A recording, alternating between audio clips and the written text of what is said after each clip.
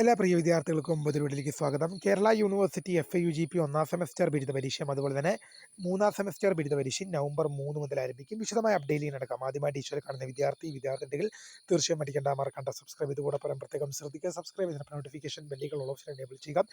Channel videos നിങ്ങൾക്ക് ഉപകാരപ്രദമാകുന്നതിന് തീർച്ചയായും ലൈക്കും കൂടി ചെയ്യുക. അതുപോലെ നിങ്ങളുടെ സുഹൃത്തുക്കളിലേക്ക് ഷെയർ ചെയ്ത് കൊടുക്കാനും കൂടി പ്രത്യേകം ശ്രദ്ധിക്കുക. അതുപോലെ നമ്മുടെ ചാനലിൻ്റെ വാട്സപ്പ് ചാനൽ ജോയിൻ ചെയ്യാൻ ലിങ്ക് നിങ്ങൾക്ക് വീഡിയോ താഴെ ഡിസ്ക്രിപ്ഷൻ ബോക്സിൽ നൽകുന്നതായിരിക്കും. അപ്പോൾ നമുക്കതിനെ വളരെ പ്രാധാന്യമറിയിക്കുന്ന വാർത്തയിലേക്ക് നടക്കാം.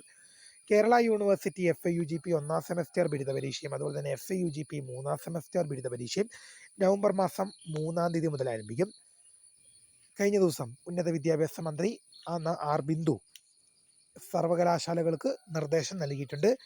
അത് കേരളത്തിലെ പ്രധാന 4 സർവകലാശാലകളായ Kannur university, Kerala university, Calicut university, അതുപോലെ തന്നെ MG യൂണിവേഴ്സിറ്റികളിൽ FAUGP ഒന്നാം സെമസ്റ്റർ ബിരുദ പരീക്ഷയും FAUGP മൂന്നാം സെമസ്റ്റർ ബിരുദ പരീക്ഷയും നവംബർ മാസം 3 മുതൽ ആരംഭിക്കാനാണ് നിർദ്ദേശം നൽകിയത്.